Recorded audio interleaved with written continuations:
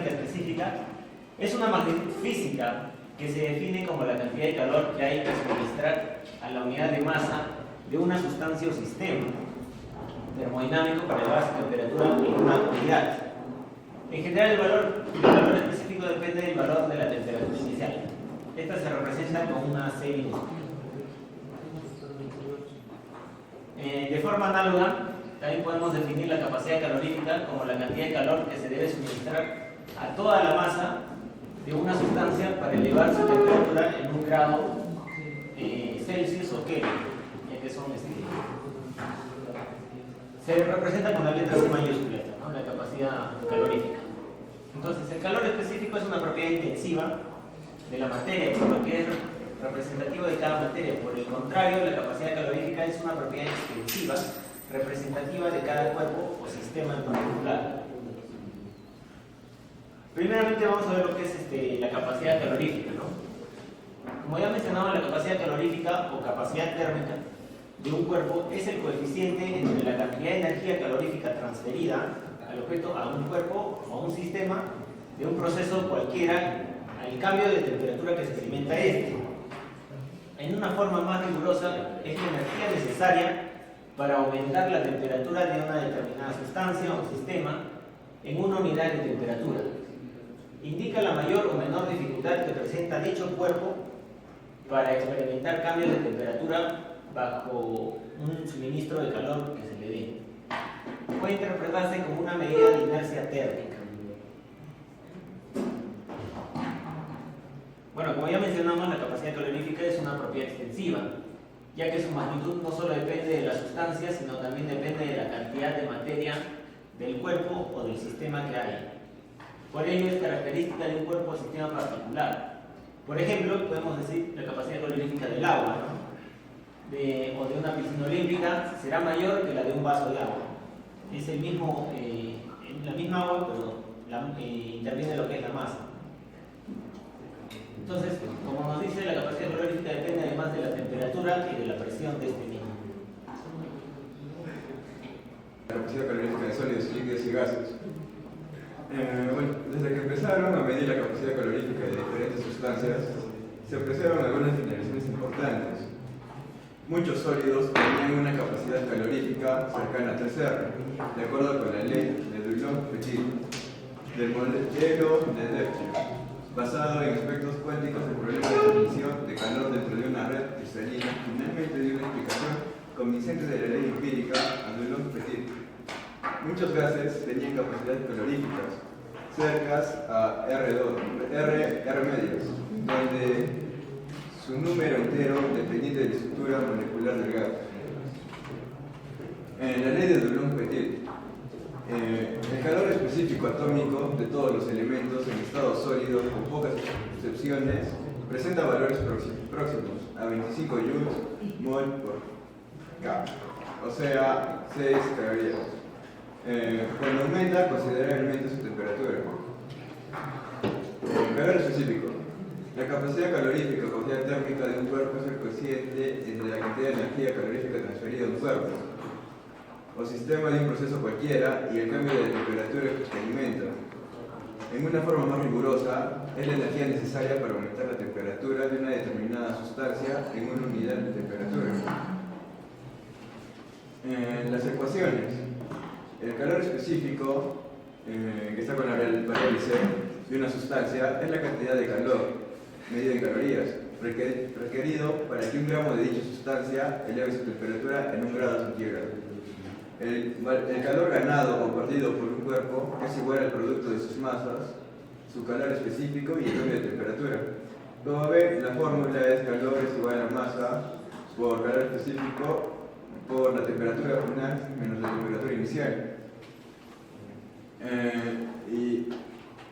Bueno, un cuerpo de masa M cuyo calor específico se desea determinar es calentado hasta alcanzar una temperatura y luego introducido rápidamente a un calorímetro de masa y cuyo calor específico, el cual contiene en su interior una masa de agua, todos estos a una temperatura inicial. La mezcla alcanzará una temperatura intermedia de equilibrio. Aplicando el equilibrio de conservación de la energía, tendremos que el calor perdido por el cuerpo debe ser igual al calor absorbido por el agua, el calorímetro y el termómetro.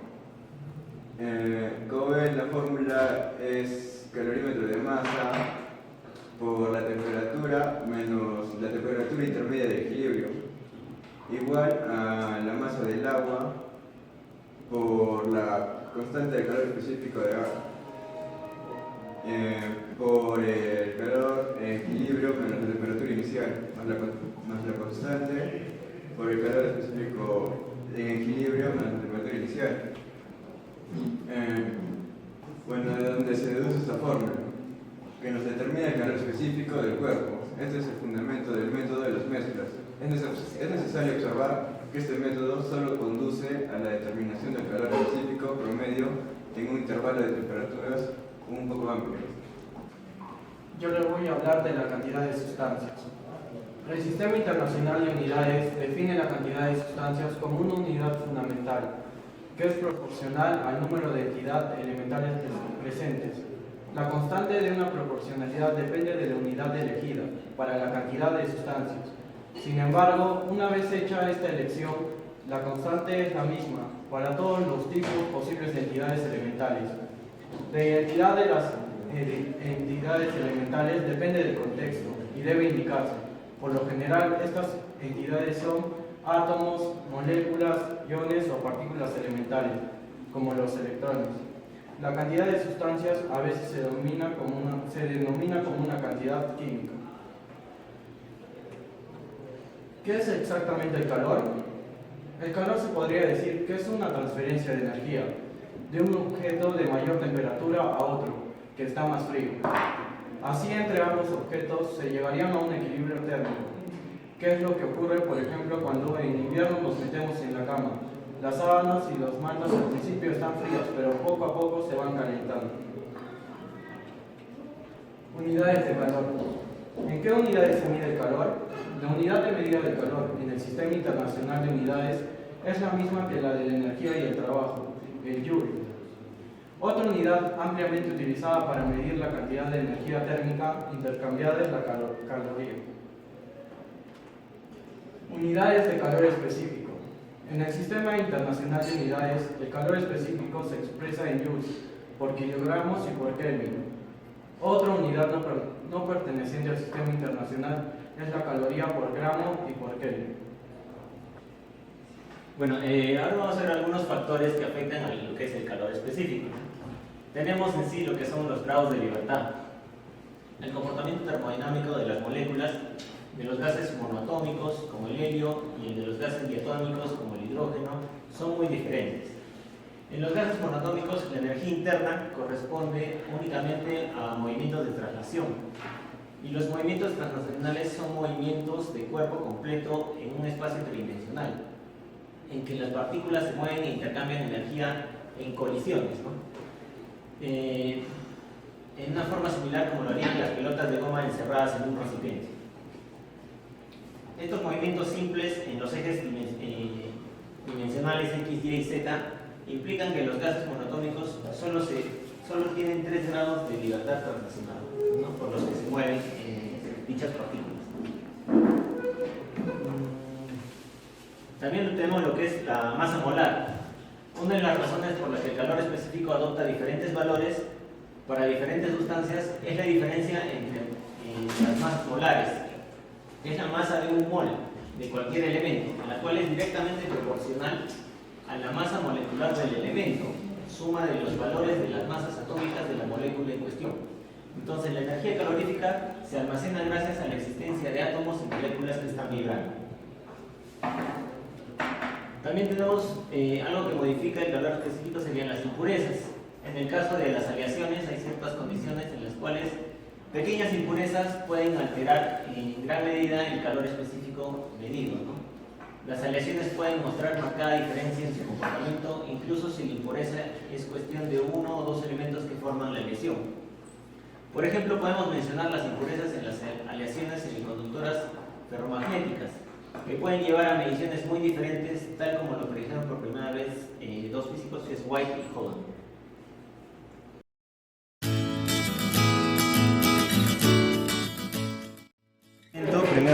llenado agua, dejando 2 dedos, y procedemos a lo que es hervir esta agua.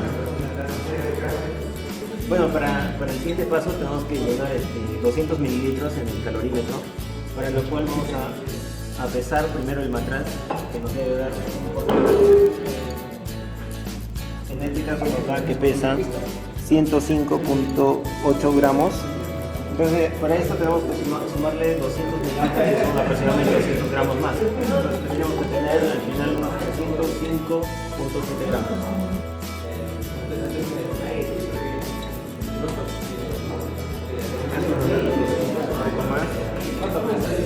Lo ponemos en una superficie plana para saber exactamente lo que nos marca el matraz, ¿no?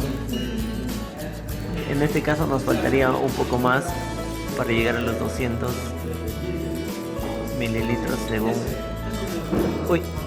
la marca.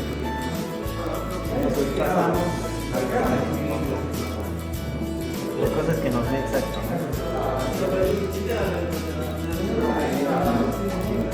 Después de haberlo llenado, procedemos y nos tendrá que dar el valor que dijimos hace un rato de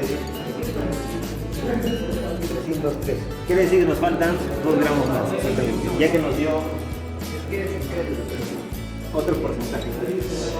Medir y nos tiene que salir el valor que dijimos de 305.7, incluyendo el peso del matraz. Invertir los 200 gramos de agua en el calorímetro, vamos a proceder a taparlo. No importa, es como sea.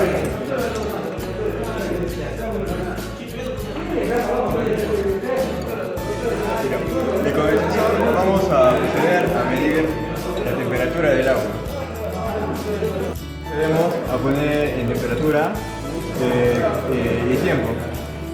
La gráfica que nos va a dar lo mismo, que pone temperatura, pero ya me va a dar el tiempo. De acá, que se mantenga en 10 Hz. Jalas un indicador digital que tienes que ver que esté en 2 dígitos. Acá ponemos temperatura y te va a dar en grados centígrados. Para ver esos 2 dígitos, pones en la temperatura, donde está ahí, como numérico, y te tiene que dar los 2 dígitos. Y nada más, eso es todo. Ahora procedemos a grabar y como ven, les va a dar varias temperaturas y tenemos que esperar a que se normalice la temperatura. Y esto va a ser nuestra temperatura inicial.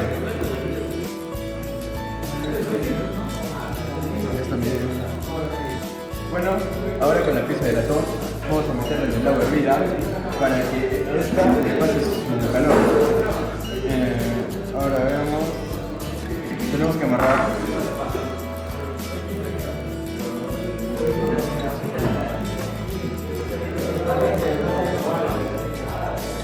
Ya está. Y de acá vamos a cortar. Ya. Está. Ahora vamos a ponerlo. El soporte.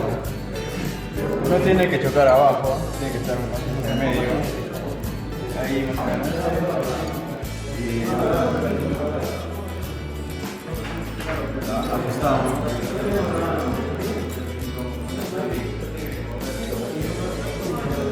Y ahora lo ponemos.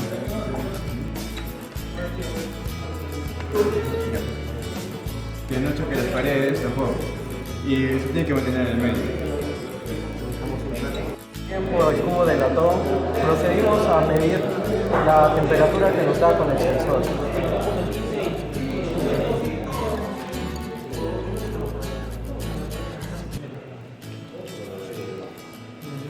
Tenemos que hacer que el sensor no choque en los costados del contenedor, ya que eso podría afectar.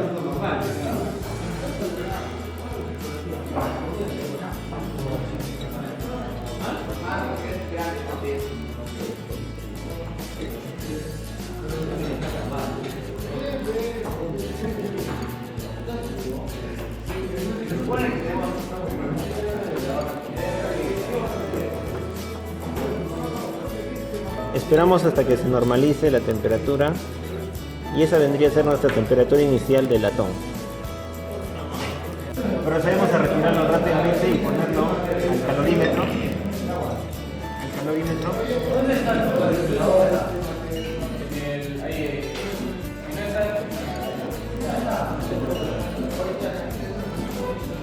Y empezamos a grabar para ver la variación de la temperatura que haya, para ver cuánto va a ser la temperatura final del latón, el equilibrio entre la temperatura del latón y el agua que teníamos al principio. Como vemos, va subiendo un poco y esto se va a mantener, se va a normalizar en un punto.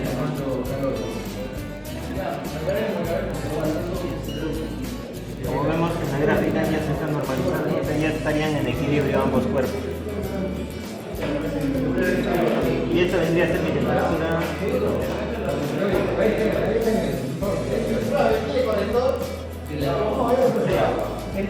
Esta vendría a ser mi temperatura final de equilibrio del latón y del agua. Bueno, entonces ahora vamos a hacer los cálculos para lo que es el hierro. Tenemos la temperatura inicial que puede ir de 23,06 experimentalmente. Tenemos la temperatura inicial del material, que en este caso es el hierro, en el cual obtuvimos experimentalmente 92,60 grados centígrados.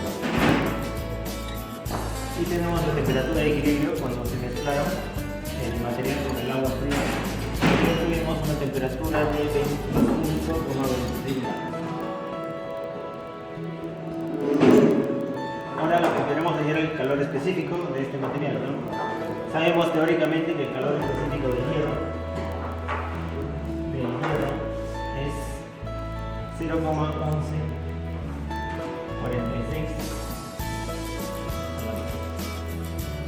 Entonces, ¿qué vamos a hallar? El equilibrio de todos los calores, ¿no? Tenemos el calor del agua, el calor del calorímetro y el calor del metal, en este caso es el hierro. Tenemos la masa del agua que llenamos en el calorímetro por su calor específico, que es 1, el del agua, por la diferencia de la temperatura que tenemos del agua, ¿no? La temperatura siempre es final menos la inicial. No, la final que era de equilibrio, 26 menos la temperatura inicial de 23,06.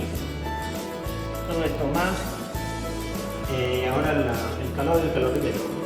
Tenemos unos 20 por la diferencia de temperatura que vendría a ser la misma ya que está llena de agua. Son 25,16 menos los 23,06 grados. A esto le sumamos el calor del metal, que tendríamos nuestra temperatura final menos la inicial, ¿no? Nuestra temperatura final es el equilibrio, pero antes de eso tenemos que poner la masa del metal, es de 59,15 gramos por X, que vendría a ser el calor específico que estamos tratando ayer, y mi diferencia de temperaturas que vendría a ser mi temperatura final menos la inicial. La temperatura final vendría a ser los 26 grados, que es la de equilibrio, menos las 92,6 que fue la temperatura inicial del material. Y esto me da igual a 0. Efectuando los cálculos, X me da un resultado de 0,120 calorías. Vamos a hallar lo que es el error. Para hallar el error experimental tenemos el calor específico del fierro teórico menos mi calor específico hallado experimentalmente sobre el calor específico teórico. Y claro, todo esto al realizar esta operación obtenemos un 4,71% de variación de error.